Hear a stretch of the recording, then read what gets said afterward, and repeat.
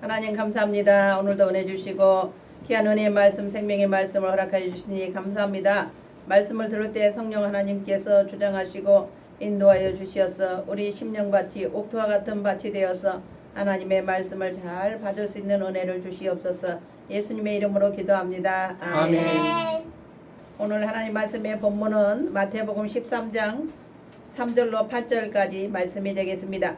예수께서 비유로 여러 가지를 그들에게 말씀하여 이르시되 씨를 뿌리는 자가 뿌리로 나가서 뿌릴새 더러는 길가에 떨어짐에 새들이 와서 먹어버렸고 더러는 흙이 얕은 돌밭에 떨어짐에 흙이 깊지 아니하므로 곧 싹이 나오나 해가 돋은 후에 타서 뿌리가 없으므로 말랐고 더러는 가시떨기 위에 떨어짐에 가시가 자라서 기운을 막았고 더러는 좋은 땅에 떨어짐에 어떤 것은 100배 어떤 것은 60배 어떤 것은 30배의 결실을 하였느니라.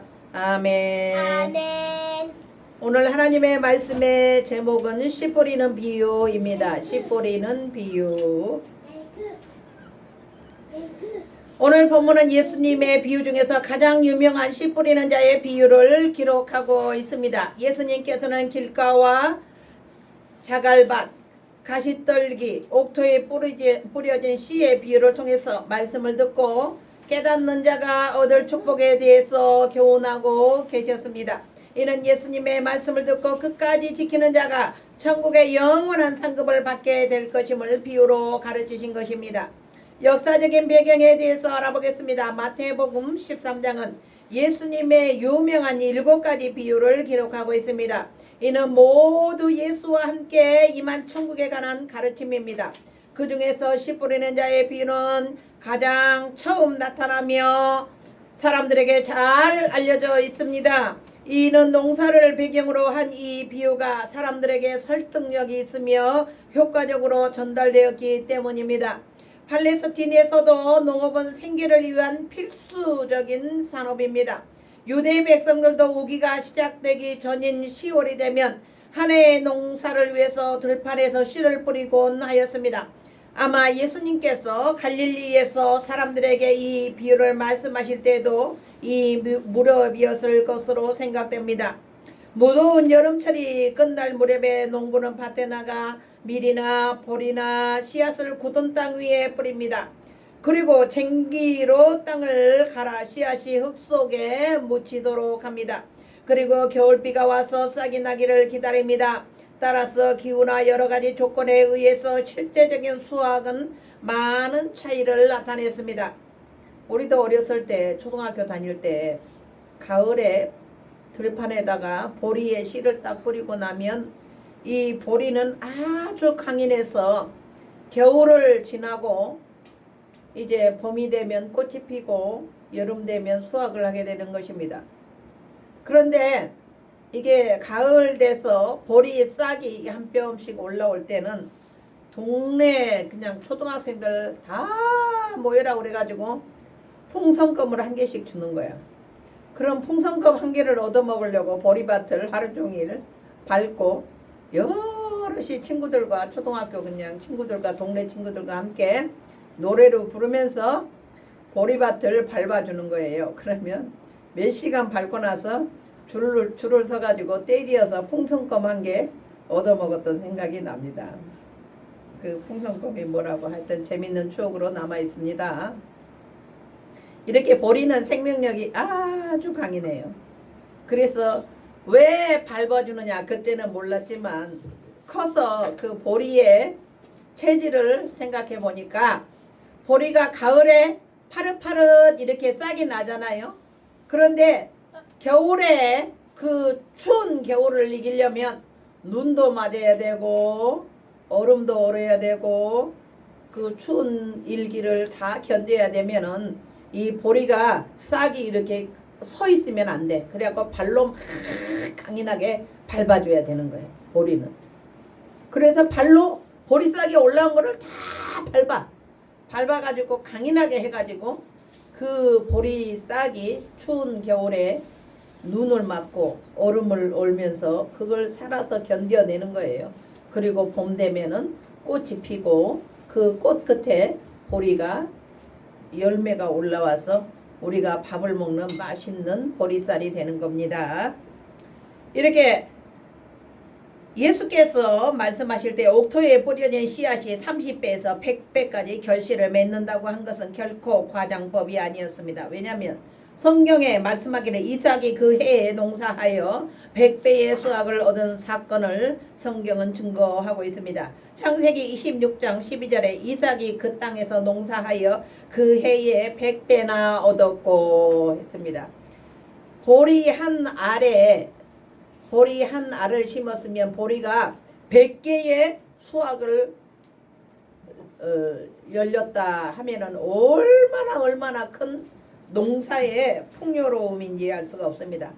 보리 예를 들어 한 가마니를 심었는데 그 다음 해에 보리가 열매를 거둘 때는 100가마니가 거두었어. 얼마나 많은 수확을 우리 하나님께서 우리에게 복되게 주셨는지 감사합니다. 이처럼 예수님의 비유는 항상 백성들의 삶의 현장에서 쉽게 발견할 수 있는 모습을 사용하심으로써 우리 백성들이 하나님의 제자들이 예수님의 제자들이 쉽게 이해하고 쉽게 알아듣게 생겨서 그 말씀대로 예수님의 교훈대로 따라 살다 보면 천국에 갈 수 있는 것입니다. 할렐루야. 아멘. 하나님께서는 죄인을 구원하시기 위하여 예수 그리스도를 이 땅에 보내시고 구원의 복음을 전파하셨습니다. 예수님께서도 공생의 기간 동안 하나님 나라에 대한 복음을 증거하는 일에 대부분의 시간을 보내셨고 부활 후에 승천하시면서 제자들에게 복음 전파의 지상 명령을 내리셨습니다. 이러한 복음은 사도들에 의해서 유대와 이방 지역으로 전파되었고 오늘날에는 세계 전 지역에 걸쳐 복음이 전파되고 그 열매가 풍성히 맺어지고 있습니다. 본문에서 예수님께서 천국에 대한 비유의 말씀을 통하여 복음 전파의 과정과 그 결과에 대해 말씀하셨습니다. 첫 번째, 길가에 뿌려진 씨. 그것은 어떤 상황인지 알아보겠습니다. 복음의 말씀을 거부하거나 비난하는 자. 하나님의 말씀을 증거할 때에 복음의 말씀을 거부하거나 비난하는 자는 길가에 뿌려진 씨앗입니다. 그 길가에 뿌려진 씨앗은 새들이 와서 먹어버렸다고 말씀하고 있습니다. 이는 말씀의 씨앗이 뿌려지나 악한 마귀가 와서 그 말씀이 마음밭에 뿌리를 내리기도 전에 빼앗아 버림으로 말씀을 믿지 못하는 자에 대한 비유임을 예수님께서 친히 우리에게 가르쳐주고 계셨습니다. 예수님께서 복음을 전파하실 때에도 많은 사람들이 그 말씀을 들었지만 깨닫지 못하여 믿지 못하는 자들이 많이 있었습니다. 이는 또한 복음이 전파되는 곳에서는 어느 곳에서든지 일어나는 현상을 말씀하신 것입니다. 예수님이 살아계셔서 직접 예수님께서 말씀을 전파하실 때도 믿지 않고 듣지 않는 자들이 많았어요. 복음이 전파되는 곳에는 언제나 사단의 역사가 함께 있어서 복음 전파를 방해하는 것입니다. 바리새인들과 서기관들과 같은 악한 자들은 예수님께서 복음을 전파하실 때마다 쫓아다니며 복음 전파를 방해함으로써 사단의 도구로서의 역할을 했음을 이 복음서에서는 말씀하고 있습니다.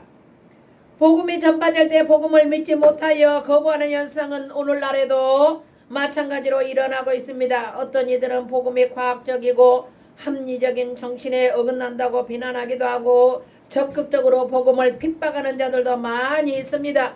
그래서 어렵게 복음을 전파해도 열매는 그렇지 많지 않은 것처럼 보이기도 합니다. 그러나 성도가 복음을 전파하다가 복음을 받지 않는 자들과 방해자들을 만날지라도 결코 실망할 필요는 없습니다. 할렐루야. 아멘. 그것은 예수님께서 복음을 전파하실 때도 똑같은 현상이 일어났음을 기억하면 우리는 알 수가 있는 것입니다. 사단의 방해를 받아서 복음의 씨가 헛되이 버려지는 것처럼 보일지라도 성도는 복음의 전파가 오직 그리스도의 명령이기 때문에 끊임없이 복음을 전하고 이웃을 하나님께로 전도해야 하겠습니다. 아멘. 아멘. 두 번째, 돌밭과 가시 떨기 위해 떨어진 씨앗입니다.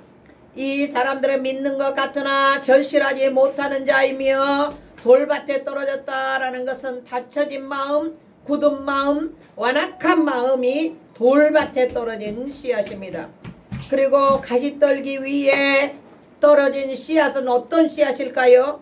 염려, 근심이 가득 찬 마음이 가시떨기 위에 떨어진 씨앗이에요. 이렇게 가시떨기 위에 떨어지는 경우에 예수님 말씀하셨는데, 이런 말씀을 들을 때에는 아멘 하며 응답하면서 기쁨으로 말씀을 받으나 그 말씀으로 인해 닥치는 환난과 핍박과 세상의 염려와 유혹에 넘어가서 말씀의 순종의 열매를 맺지 못하는 자들을 의미합니다. 하나님의 말씀을 들을 때에 마음을 강팍하게 돌처럼 굳은 마음으로 들으면 안 돼요. 저 말씀 맨날 똑같은 말씀 하네. 저 말씀 언제 빨리빨리 끝나지? 언제 끝나고 밥 먹나? 이런 생각한 건 돌 같은 마음.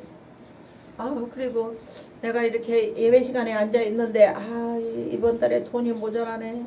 또 어떻게 이번 달에 살지? 이 염려 근심이 가득 차가지고 하나님의 말씀을 들으면 말씀이 마음판에 새겨지지가 않고 가시떨기 위에 떨어지고, 그리고 이 가시떨기 위에 떨어지면 하나님의 말씀이 원수마귀가 빼앗아가서 하나님 말씀이 열매를 맺지 못하는 심령을 말합니다.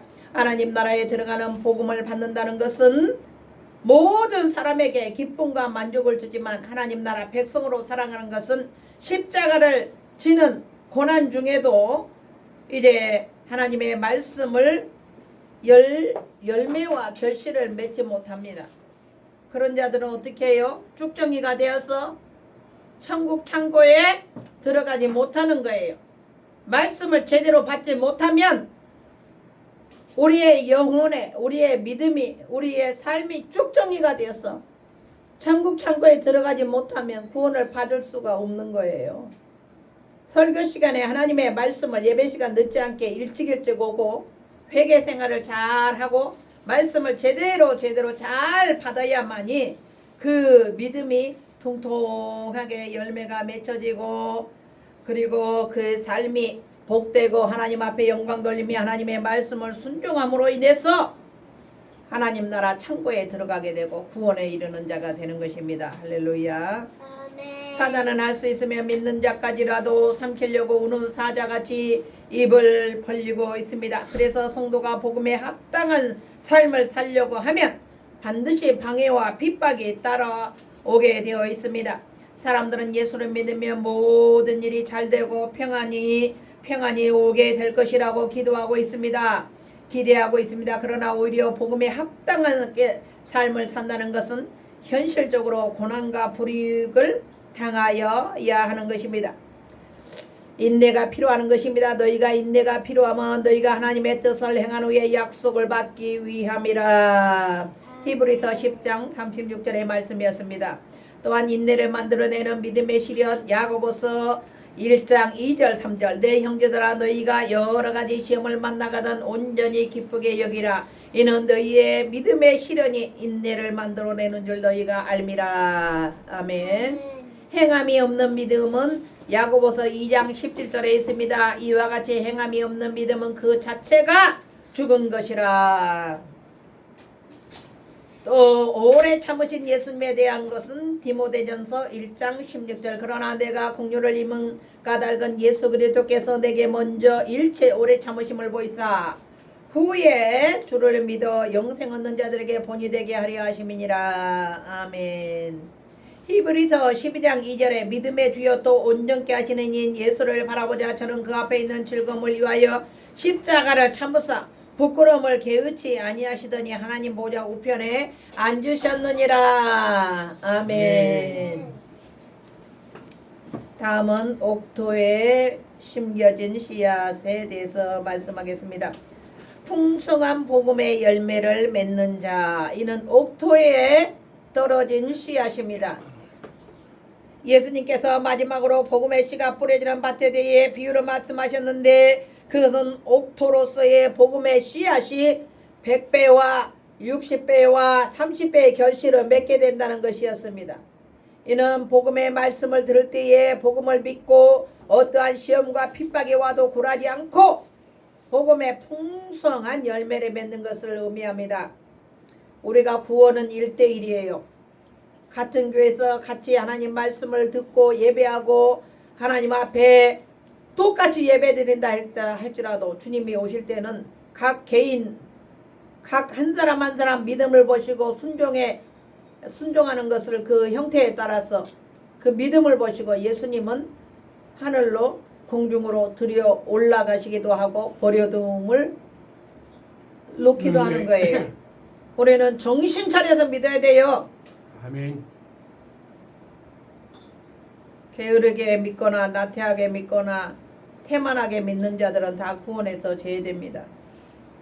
그런데 그 열매의 양이 길가와 돌밭과 가시떨기 위에 뿌려져 낭비한 씨앗의 양과는 비교할 수 없도록 많고 풍성하게 열매를 맺습니다. 즉 복음의 씨앗이 뿌려져서 많은 양이 사단의 방해를 받아 결실하지 못하나 결국 옥토에 떨어진 씨앗이 많은 열매를 맺음으로써 씨앗을 뿌린 자는 기쁨으로 단을 거두게 될 것이라는 희망의 말씀인 것입니다. 이는 곧 하나님의 나라가 사단의 공격과 방해를 무릅쓰고 최후 승리를 거두게 될 것을 의미합니다. 외부에 방해가 있지만 하나님 나라의 복음은 그 자체의 생명력으로 인하여 풍성한 열매를 맺게 되는 것입니다. 계시록 3장 10절 내가 나의 인내의 말씀을 지켰은즉 내가 또한 너를 지키어 시험의 때를 면하게 하리니 이는 장차 온 세상에 임하여 땅에 거하는 자들을 시험할 때라. 아멘. 누가복음 2장 21장 19절 너희의 인내로 너희 영혼을 얻으리라. 아멘. 아멘. 우리가 인내하고 부지런히 하나님 앞에 섬기고 일찍 교회에 와서 주님을 섬기고 예배하고 예배 잘 드리는 자는 너희의 인내로 너희 영혼을 얻으리라 그랬어요. 뭐하고 계세요?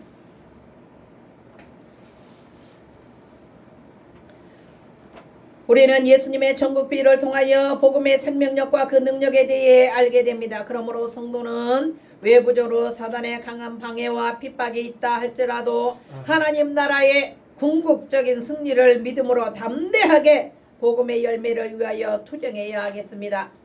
복음의 열매라는 것 그리고 옥토에 심겨진 씨앗은 어떤 삶이냐? 하나님께 예배하는 삶, 하나님 말씀대로 순종하며 사는 삶, 자기가 지은 죄를 하나님 앞에 날마다 회개하는 삶, 이웃에게 복음을 전파하는 삶, 그리고 우리의 삶 모든 삶의 하루하루를 믿음으로 사는 것, 기도하며 사는 것, 말씀을 보며 사는 것, 하나님의 말씀 따라 순종하며 사는 것, 이것이 옥토에 떨어진 씨앗입니다. 아멘. 복음을 전하고 전파하면서 살아야 합니다. 나 혼자 천국까지, 나 혼자 잘 믿지, 나 혼자 예수 잘 믿고 다른 사람 아무리 복음을 전해도 안 오니까 그냥 내버려 두고 나만 잘하자. 이것도 바른 자세가 아니에요. 우리는 예수를 잘 믿되 안 믿는 자들에게 복음을 전하고 이웃을 사랑하고 용서하고 하나님께서 하신 말씀 따라 순종하는 삶이 옥토에 뿌려진 씨앗이에요. 아멘. 할렐루야. 결론의 말씀을 하겠습니다. 성도는 이미 예수님의 복음을 믿음으로 받아들인 자들입니다. 이제 성도에게는 복음의 열매를 풍성히 맺기까지의 힘든 과정이 남아있는 것입니다. 우리는 예수 그리스도의 복음을 순종하여 풍성한 열매를 맺으며 복음을 전파하는 사명을 감당하여 하나님 나라의 영광에 참여하는 성도가 되어야 하겠습니다. 주님 오실 때 심히 가까운 이때는 배교하거나 우상 숭배하는 일을 하면 안 됩니다. 우리는 믿음으로 끝까지 인내하며 하나님의 말씀과 뜻대로 살아서 구원에 이르는 화평교회 성도들이 되시기를 주님의 이름으로 축원합니다. 아멘. 아멘. 하나님 감사합니다. 오늘도 하나님 아버지 은혜 주시고 귀한 말씀에 아버지 하나님 축복하시니 감사합니다. 우리는 아버지 하나님 길가에 떨어진 씨앗이나 또한 돌밭에 떨어지거나 가시덤불 위에 떨어지는 씨앗이 아니라 옥토에 떨어진 씨앗이 되기 위하여 우리가 부단히 하나님을 섬기고 노력하며 헌신하며 믿음으로 살기를 간절히 바라는 우리 화평교회 성도들이 되게 하여 주시고 하나님 아버지 주님 저희들의 삶이 우리 주님을 기쁘시게 하며 영광 돌리는 삶이 될 수 있도록 하나님 아버지 축복하여 주옵소서. 감사하며 예수님의 이름으로 기도드리옵나이다. 아멘. 아멘. 이제는 우리 주 예수 그리스도의 은혜와 하나님 아버지의 극진하신 사랑하심과 성령님의 감화 감동 인도 교통하심이 오늘 믿음으로 살기를 다짐하는 우리 합평교회 성도들과 이 나라 민족의 유튜브를 시청하는 유튜브 시청자들을 위해 이제부터 영원토록 함께 계실지어다. 아멘.